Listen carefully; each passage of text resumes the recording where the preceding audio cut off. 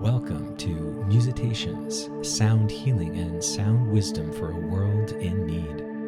On Musitations, we explore all things musical, meditative, and creative for healing, transformation, and awakening the relationship between nature, culture, and the soul.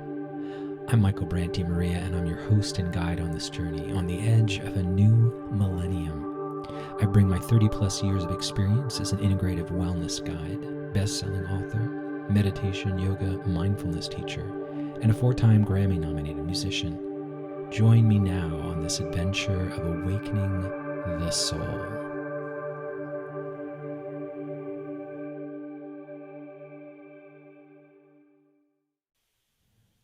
Welcome back to Musitations. I'm your host, Michael Brandt Maria, and I'm really excited today. I feel like a little kid at Christmas. This is the beginning of our second season of Musitations, and I'm overjoyed to have a friend, colleague, but also somebody who I've really admired for literally decades, Will Clipman.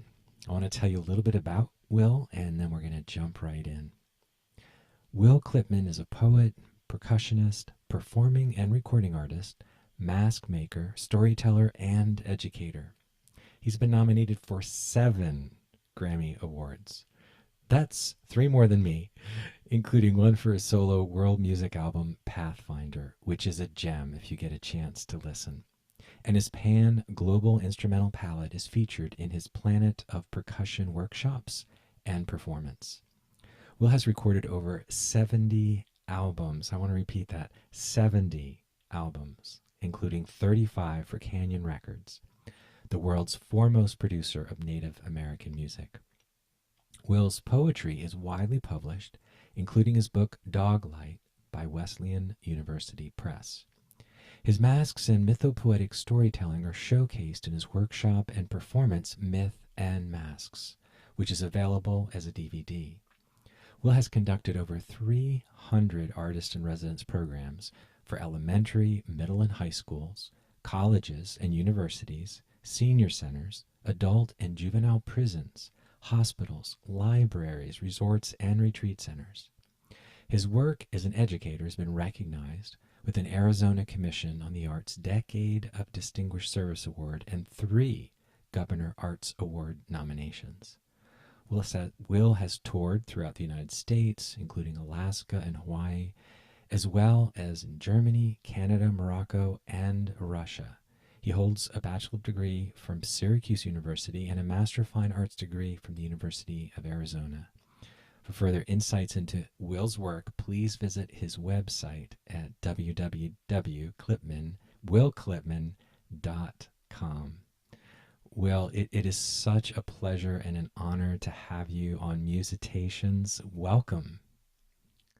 Well, thank you, Michael. It's a pleasure to be with you today, and thanks for that glowing introduction. I was looking around wondering when this amazing person was going to show up. I'm afraid you're stuck with me. Well, I so appreciate um, your humility, your humanity. I wanted to let people know, and I'd also love it, you to chime in about this. And as we talked, and those who've been listening to the program, but those who are new, we do Soulversations on Musitations. So instead of just an interview style, it's a chance for Will and I to explore themes that we both love and are curious about and weave those together. And as listeners out there, in terms of if you get a chance to comment or ask questions or reach out to either one of us, we really, really welcome that. But Will, it was such a treat and an honor when we were asked to present together for the International IANDS conference last year. And for those who don't know, it means the International Near-Death Experience Association. And when they first asked me, would you be willing to present with Will Clipman? I was going, well, of course I would. I'm not sure Will wants to present with me, but I'm like overjoyed. And I was just tickled that they said, yeah, Will would love to. So I want to thank you for that, and anything you wanted to chime in about us connecting over IANDS. Well, yeah, the response was immediate and enthusiastic for me as well to that invitation, and I thought our presentation was really magical and insightful, and the feedback I got to it from people who participated was overwhelmingly positive and transformational. So I think we did well on our first outing together.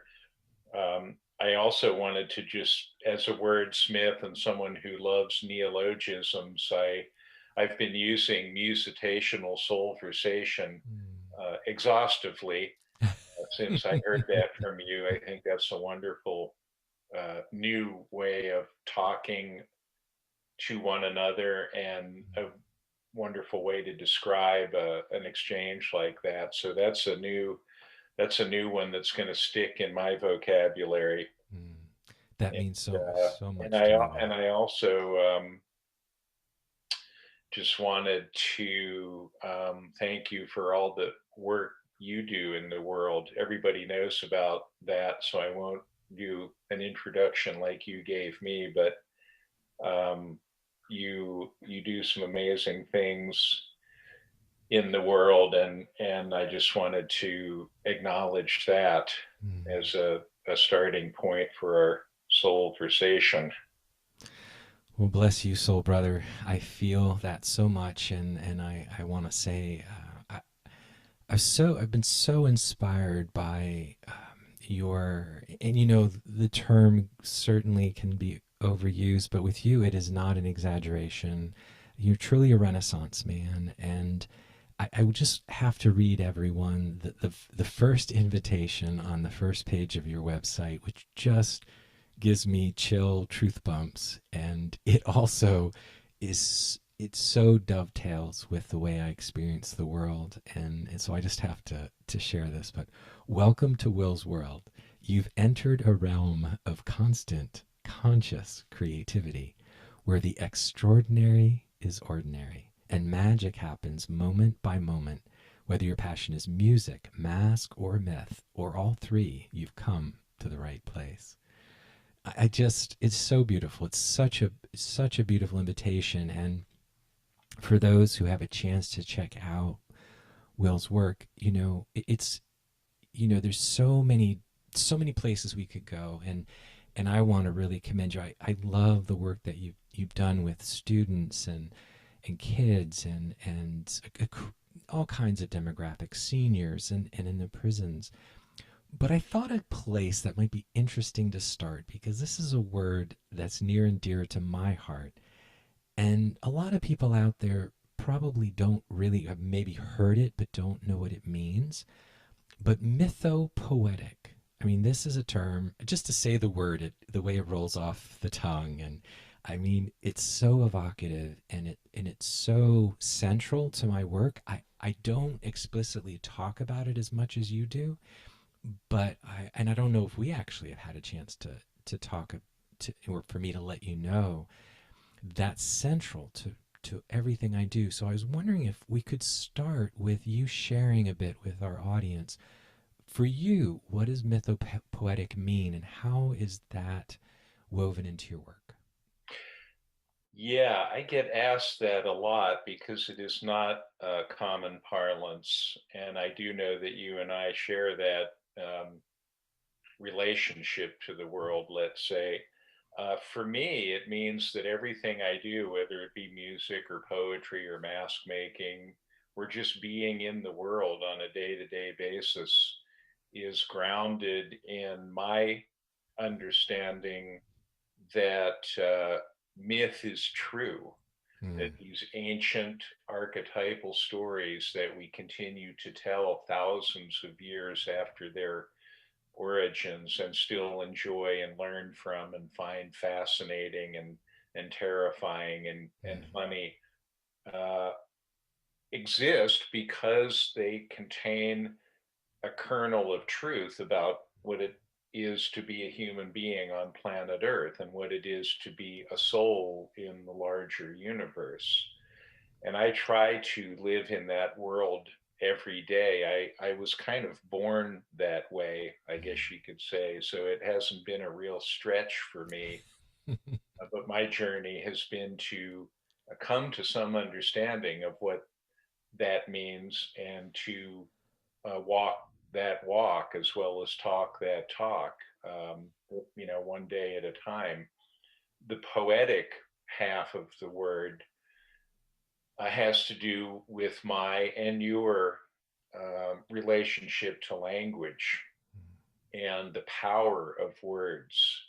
I believe words are things and that Mm, they have real power in the real world. So I try to use them mindfully and responsibly and joyfully without putting so much of a burden on it that it becomes precious and formal, and then you start losing the mythic part of the experience.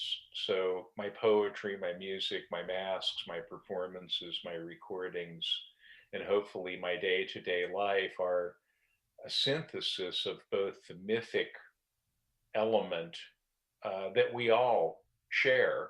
Not all of us have arrived at that realization yet, but we all will. And language and sound and visual art as media for expressing that, telling stories about my experience in the world and our experience as human beings on planet Earth and as souls in the larger universe.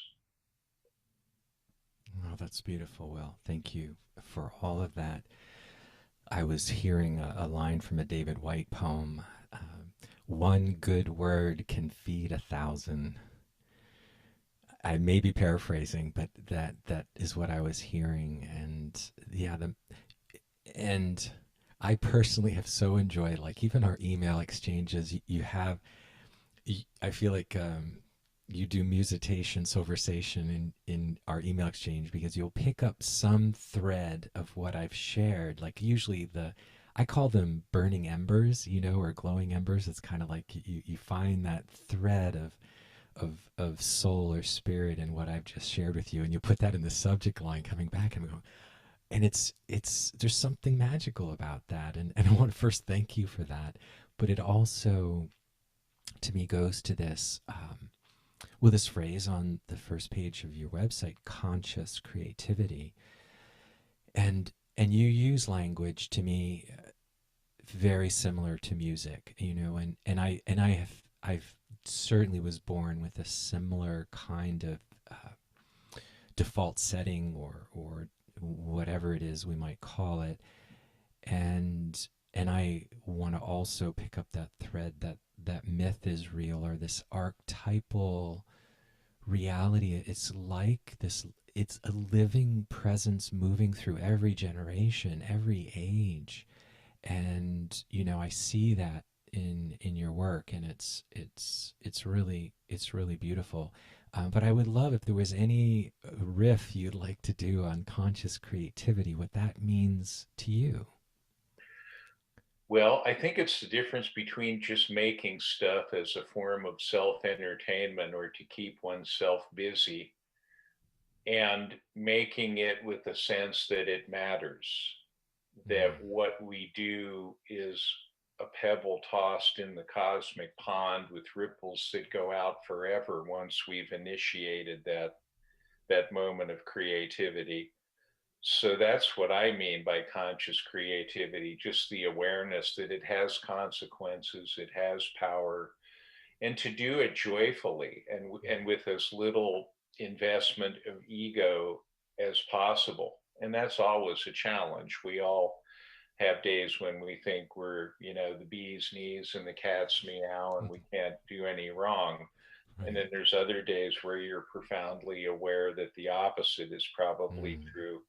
mm, But somewhere in the middle, the razor's edge, the middle way, there's different metaphors for it in different schools of thought, is a way of being in the world that is what I call serious fun.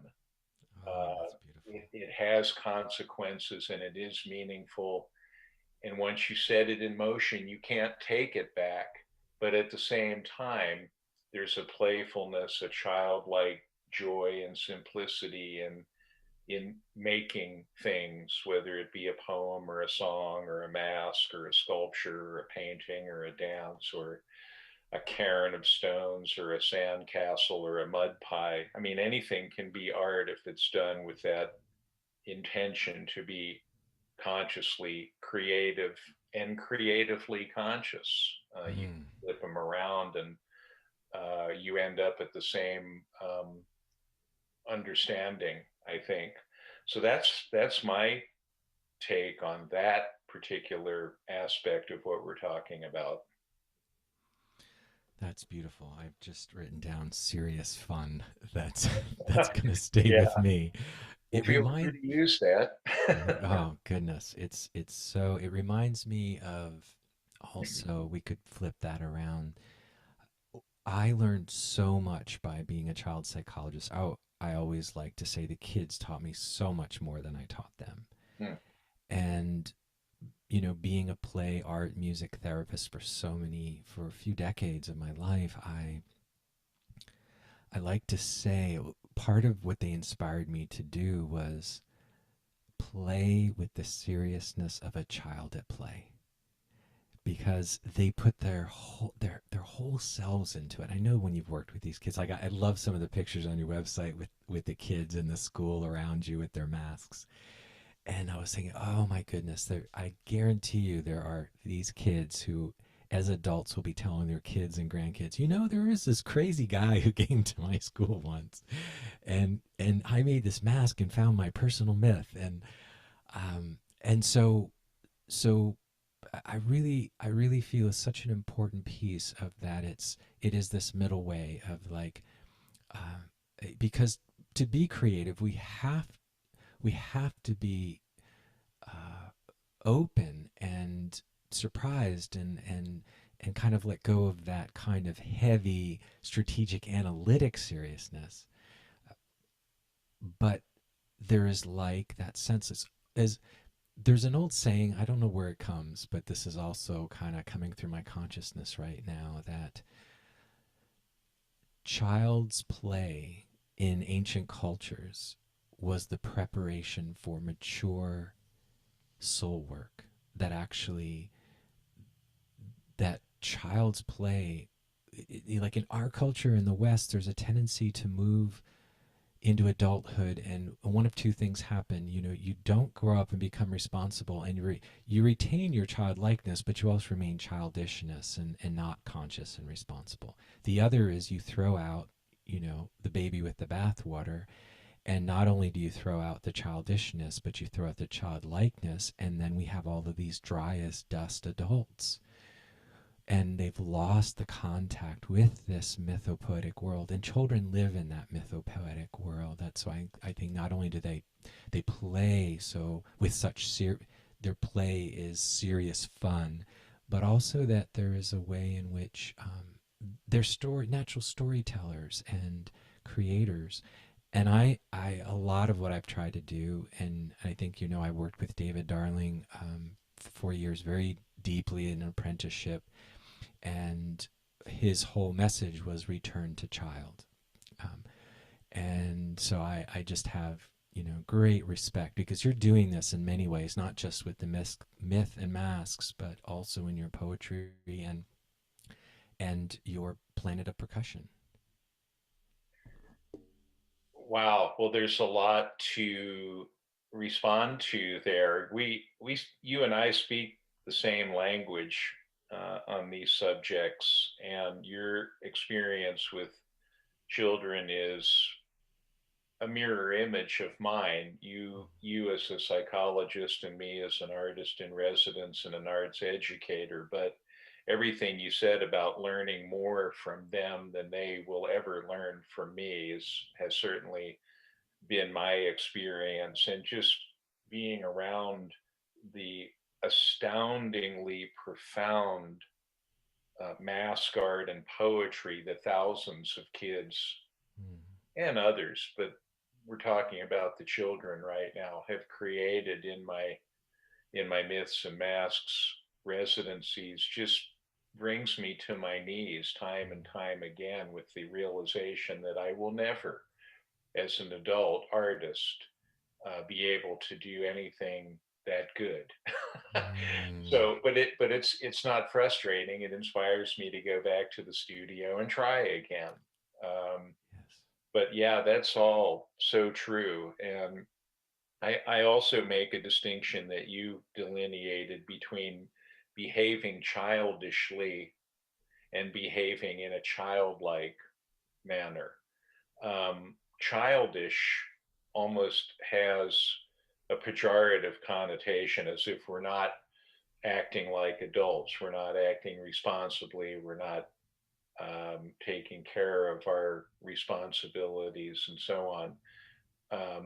And you can buy into that or not, but childlike is different in a nuanced way, and that's what David and you and others and myself are advocating for, is to not to abandon the wisdom and the experience and the gravity of adulthood, but to keep the inner child alive, to keep that openness to experience, to keep that direct high voltage connection to our mythopoetic selves. Mm, And that's what Myths and Masks is all about. And really, all I do is give kids permission to explore that and give them enough structure and the right materials, so that it's not a train wreck and they are almost guaranteed to succeed with it. And once that starts happening, I just get out of the way and say yes. Every question they ask me, can I do this? Is this okay? The answer is yes. And that's my favorite word, I think. Yes, and mm, maybe love are my two favorite words. mm, So that's an important distinction, as we use language to articulate our experience in the world, between childishness and being childlike as an adult. But everything you said is spot on. I'm just holding up a mirror at a slightly different angle to that. mm. Yes, so that was just beautiful, Will, and just I'm just so thankful for, because to me it's very much you know spreading these truths out like seeds in the world when you do this work with children. And I can still go back. It's interesting. We have some interesting synchronicities, both from the Northeast. You from Philadelphia. I'm from Connecticut. You went to Syracuse University. My wife's from Syracuse. But I also I recall in Connecticut growing up, the the school presentations we had that I remember the most were when, and it's probably partly because there was a musician in me dying to be born. But I remember a number of musicians coming through and doing, not the masks, but um, I remember the ability to do, a drum circle, or bringing a theremin, and just that. I think when artists, like, this idea of an artist in residence, I think is just so profound. And it makes me sad because this is not happening as much as it needs to in the world. And again, I want to just commend you and thank you, and Arizona. It seems like is really supportive of this, which I'm so thrilled to hear. And so the mirroring is, so very important. Could you tell us a little bit about Planet of Percussion? Sure, that's a vehicle I um, dreamed up to, both as a performance and as an arts education modality, and it's based on my interest in world music. I've been an informal student of world music since the mid 70s, when I was in college at Syracuse and was listening to all sorts of avant garde fusion stuff like Weather Report and Mm, Mahavishnu Orchestra and yes. Return to Forever and the Miles Davis projects, and just hearing these sounds and tracking down the instrument and learning what it was and trying to acquire one and learn how to play it. So when the world music wave hit in popular music a couple of decades later, I was sort of well positioned to catch that wave and ride it as a musician and a recording artist. But I also wanted to share that in my arts education work, and I came up with this idea that the entire planet is a drum. Wow. And I have to credit Mickey Hart, whose Mm, Planet Drum and Drumming at the Edge of Magic books have been very influential on my thinking in this regard. So it's not a totally original idea, but I crafted it in such a way that I could put together a teaching set of handheld percussion instruments and drums that were mobile enough to take into a school, set up, if necessary, move from class to class. And the kids would find immediately accessible and just demonstrate, say, three rhythms on an agogo, a two-toned bell, the claves, and a hache, a gourd rattle, mm, and talk about the relationship between rhythm and language, because for me rhythm is language and language is rhythm, and that's literally true for me. We can get into my origins as a drummer if later if we want to, but my first language was literally rhythm. um, and that's a real eye opener, particularly for kids who have not succeeded with what we call quote unquote language arts, the traditional use of language in terms of grammar and literature and reading and writing and so on. So it was just taking my passion for this and turning it into a performance. I do a Planet of Percussion concerts, which I've done mm, scores of, if not hundreds of, in different venues like the Musical Instrument Museum in Phoenix, and sort of downsizing that and bringing it into the classroom and making it available to children. Uh, and I, much to my delight, it was very popular. It sort mm. of, opened up a box of possibilities in that setting that I sort of thought might be there, but I was overjoyed at the response and the results over time. So that is what Planet of Percussion is in a very large nutshell. Sorry to go on so long about it. Not at all. No, so important. And I drumming to the edge of or the edge of magic. Mickey Hart was such a profound read for me. It was such a so powerful, and I think I know we haven't really talked much about it, but my although I dabbled with piano as a kid, my real first serious instrument was the drum and percussion. And I was a percussionist in the school band and the little school jazz band, and very similar. I didn't talk till I was 3, and my mom would say I drummed on everything, and I just begged them till I could get my first pearl set of drum set, which I guess I was third, fourth grade, and they made me practice on a practice pad for about a year. Huh. But I remember going. I guess it was third grade. They took me to our high school, and there was a jazz performance, and it was a high school jazz band, but the drummer, I just remember watching him, Will, and my heart, I kind of say I always did a triple backflip, and I went home, I said, I'm going to be a drummer. But so I'm like grooving on everything you're saying. And somewhere on your website, you kind of say, which was so beautiful. And I totally get, you're always looking for that. I can't remember exactly how you said it, but that magical groove, or um, looking for that groove. And David Darling would always, talk about, there's always a groove going on. The key is to find it. But all that to say, I would love if you would be be open to sharing with us a bit about how rhythm was your first language? Sure. And there's so many points of connection, as there always is whenever we I know. I email know. or talk. Yes. Um, I also had to practice on a practice pad for a year before I got my Mhm. first drum set.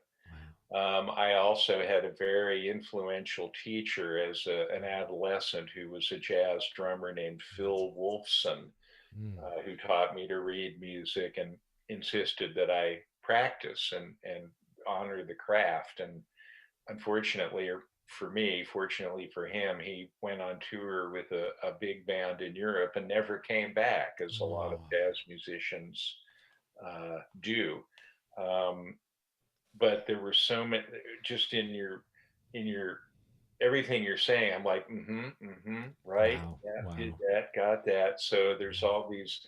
My grid is sort of Synchronicity. fully lit with little Oh. blinking lights that I want to circle back to, and I'm Yeah. sure we won't get to all of them. And I'm not taking notes, so it'll just go where it goes. But with regard to the rhythmic language, I was fortunate enough to be born into a family where I was surrounded by the sound of my father's drum set and my mother's piano from, in utero through birth and into very early childhood. So that those were just the sounds of my universe. Mm. Um, and one day in our home in Philadelphia, I got up early one morning and went down into the basement where the piano and the drums were. I was 3 years old. I climbed up on the drum throne, picked up a stick, and hit the ride tom on my father's beautiful Radio King Slingerland drum kit, which was made during World War II and therefore had no metal in it. Wow. Um, the rims were wood, the shells were wood, the lug receivers were wood. Only the lug screws were metal, and it had these beautiful calf skin heads, and it just had this amazing organic, earthy sound. And I hit that tom tom, and the vibration just went right through my Mm. body and rearranged my molecular structure. Mm. And I knew at the age of 3 that I was going to do this forever. I Oh. didn't even know what this was. I just knew I wanted to have that feeling as often as I could for as long as I could. And then I climbed down and got on the piano bench and did the same thing. And Mm. I may have hit, middle C or some very resonant open pitch.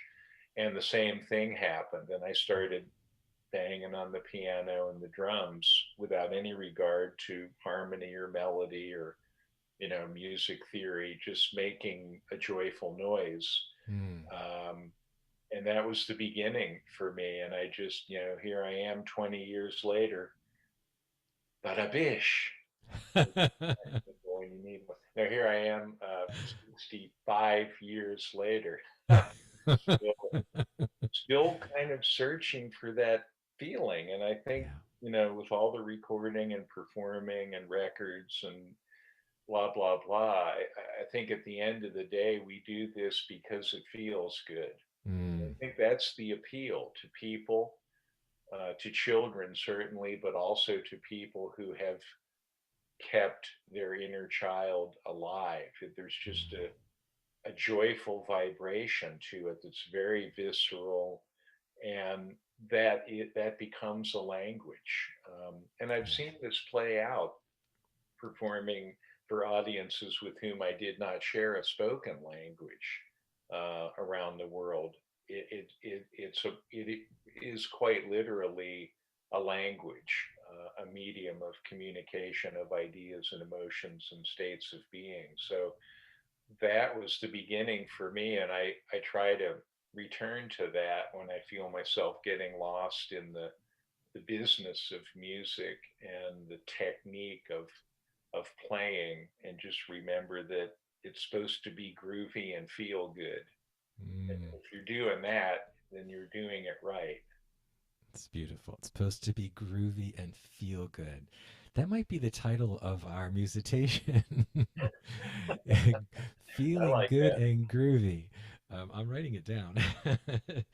In all I seriousness, think feeling groovy is taken, but we I think you're right. Feeling groovy, yeah, but but we can but work with I it.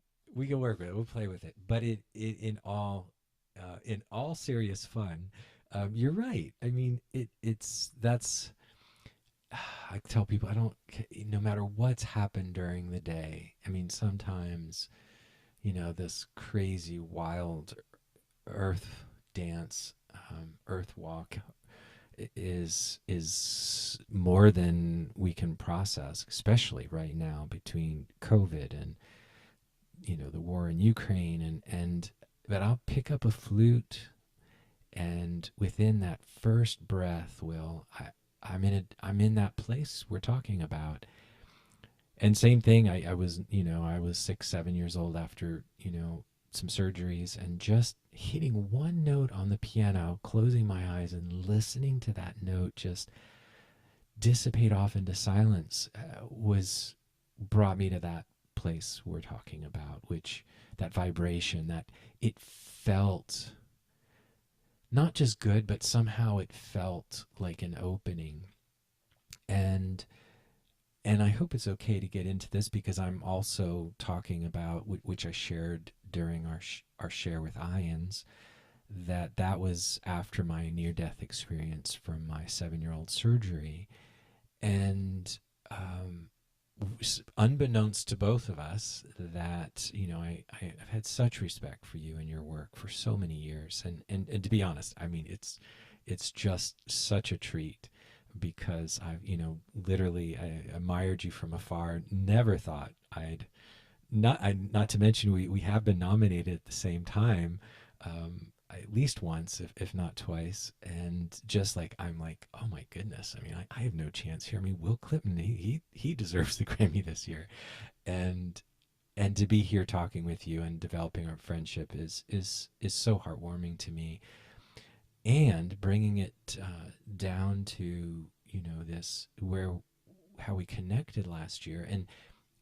And when I say that note opened me, I to the place that I experienced on the other side, for lack of a better phrase, that and this is an invitation, not an expectation. You can say as little or as much as you'd like to, but I was so moved by your sharing about your near death experience, and try not to get emotional here, but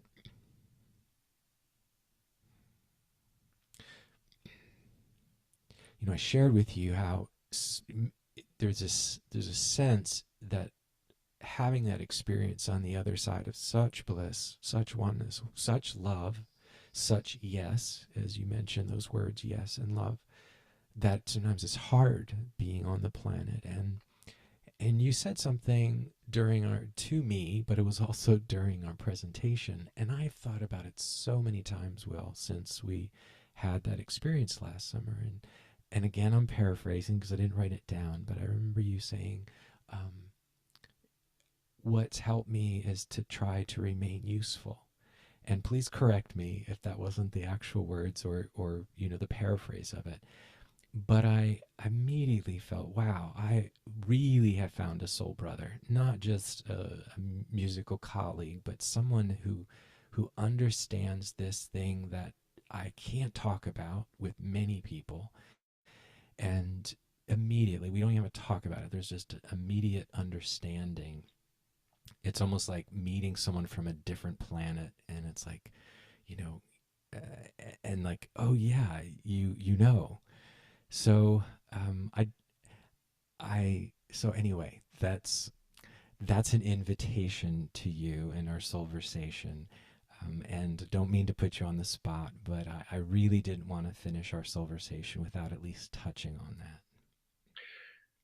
Yeah, well, again, there's so much richness there to receive and respond to. I hardly know where to begin, but I also had and continue to have that sense of, you know, soul connection with you, and I think that's a particularization of the larger soul connection to all creation that both of Oh. us experienced upon going through that opening, and it is an opening. I, I've had a bunch of experiences that were like being shot out of a cannon into a state of being beyond time and space and materiality. And they're hard to talk about because they are inherently beyond words. Mm. Um, but I'll try to talk about them in relation to my near death experience and the larger um, sense of being in the universe that represents. I That was like, being strapped to the nose cone of a rocket ship that flew into the sun and was Mm. incinerated, leaving neither physical sensation nor anyone to have it. And what I came back with when I rematerialized in my body was uh, an overwhelming feeling of oneness with all. Mm. Um, and if I had to use one word to describe it, it would be love. Mm. Um, and once you've been there, I think we've talked about this too. There's a moment of decision where you don't really want to come back. I mean, Yes. why would one want to come back from that into the world as we know it? And yet we come back because we are needed. There is work for us yet to do, things for us yet to be, people who need us. And so we choose to come back.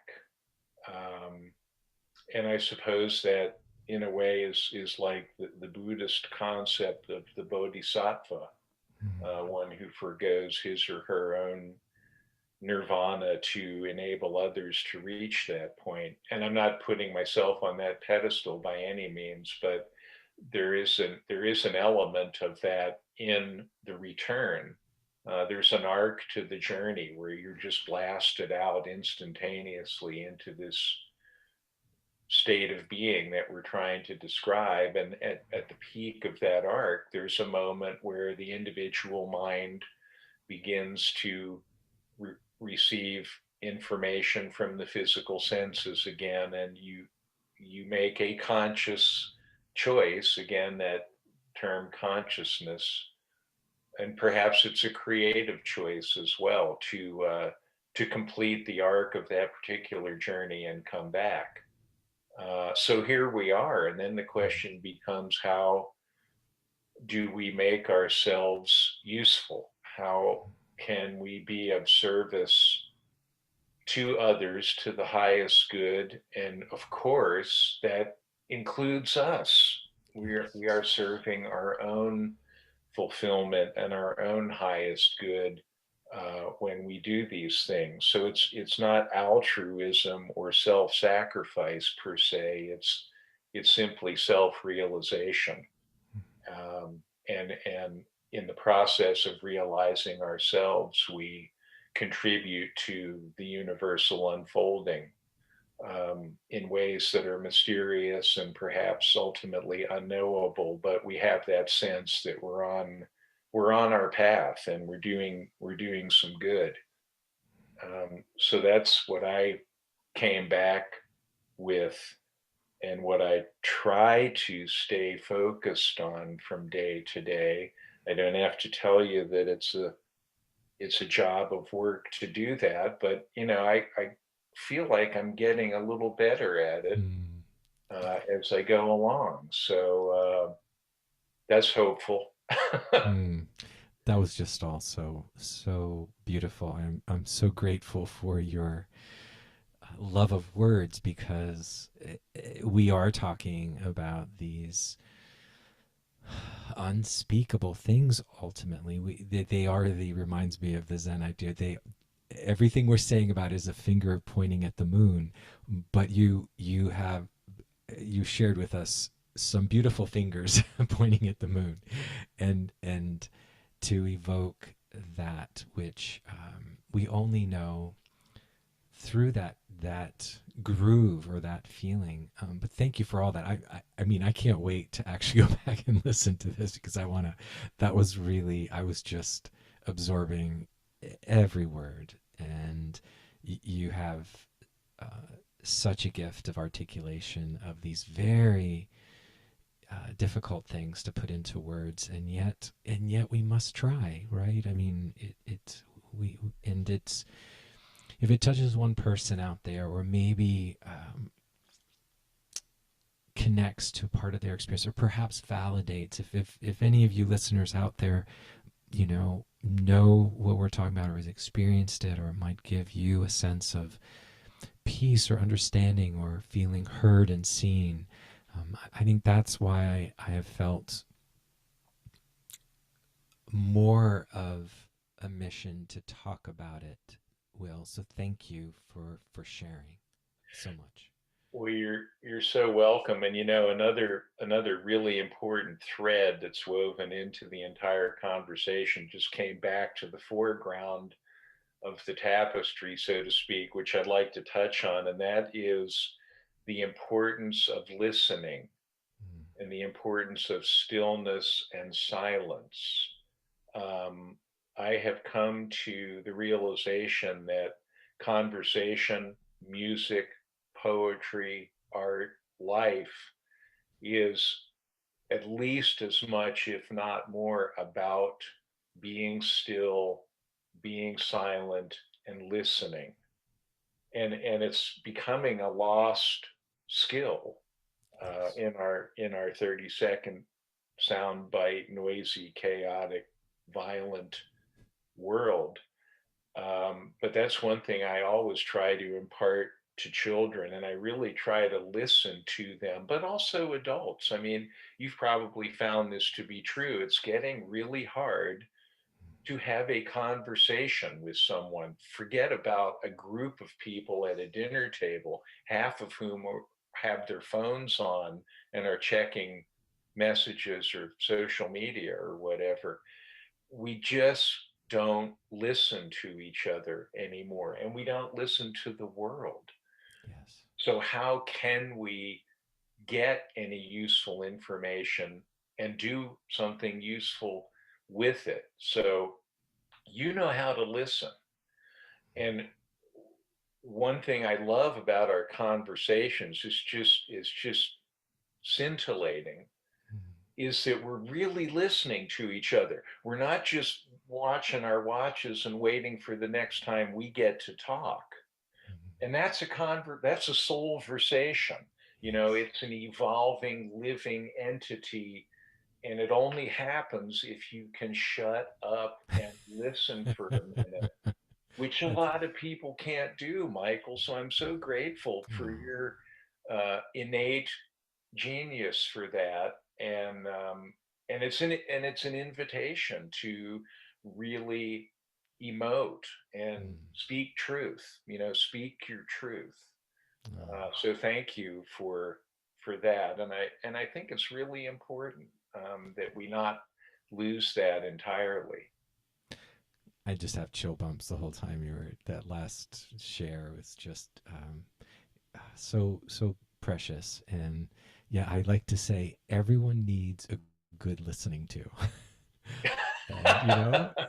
And when I tell people, now I'm fortunately, because my music's done well, so well, I've been able to retire my psych gig, and I loved it. But 30 years, I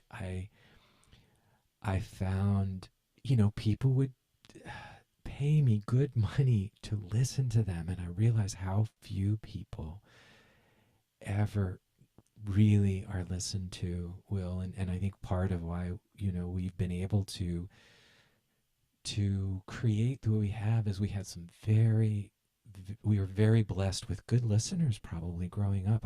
I'm reminded of your grandmother. I think you mentioned at age 6 when you shared your first poem with her, and I would just can almost touch me to tears that she encouraged and praised you, and she was really listening to your attempted expression, and I couldn't agree with you more. It's becoming a lost art. And I think you're being actually generous saying 30 seconds. I think it's more like, what is it? TikTok is about zero point 0.5 seconds, or 3 to 5 seconds.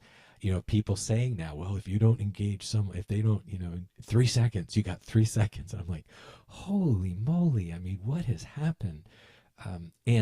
And certainly we're not only we're lovers of music but as well as nature. I mean, I think that's a big piece of our work in our genre, and the work that the kind of, to me, my holy trinity is nature, creativity and spirituality, and I feel like we're again brothers on that. So thank you. And for those who are out there, and you probably know this book, it was one of our main readings that we would do in my apprenticeship with David Darling. But the listening book is a beautiful book if anyone wants to learn more about listening, in particular as a musician, but also just listening in general. Because this is the last thing I'll say. I was also thinking about this, which I think you'll appreciate. I just it just tickles me at the core of my being.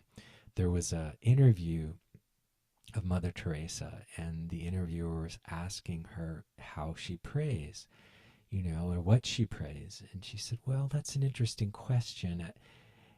It's more like listening than praying for me." And he said, "Listening? Well, what what does God say then?" And she says, "Well, that's even more interesting because it's like he's listening too. So it's like listening to listening." And you could tell the interviewer was just completely thrown. But when I read that, Will, it was like what we're talking about. I mean, listening to listening, So you're one of the few people who I feel like would really get that. And while you were talking, that was what was kind of like I was recalling in my heart. Well, I love your expression, being tickled at the core of your being. I Mm, think that's a title for something. mm, thank you for mirroring that. And your recollection of my story, which I obviously told you at some point about my grandmother and my first poem, Mm, that's an example of what I'm talking about, to really be able to listen deeply enough for that little nugget to get embedded in your consciousness, mm, mm, germinate like a seed and have mm. consequences and be meaningful. That only happens if we're really paying attention. And Yes. I think that's the secret, if there is one, is to pay attention, to Mm, give the gift of your attention to the world so that the world can return its gifts to you. And it's so simple. You mm, would think it would be a no-brainer, but it takes it's taken me a long time to get to that. And that may be one of the beauties of living a long time, mm, is it may take a long time to get to that, or it may not. I've known kids who died of serious childhood illnesses who had that awareness at 11, and I would yes. just go Yes. visit them in the hospital and sit and let them teach me about that. So it's not so much years on of life as it is. I think our spiritual age is different than our chronological age. So people do reach that threshold different ways and in different periods of chronological time. But there's it's sort of the old soul concept. You meet people and they could be 11 or they could be 111, but they've been around the block a few times, Yes. and they know what you know, and Mm. you know that they know what you know, and they know that you know that they know. It's just you almost don't have to talk about it.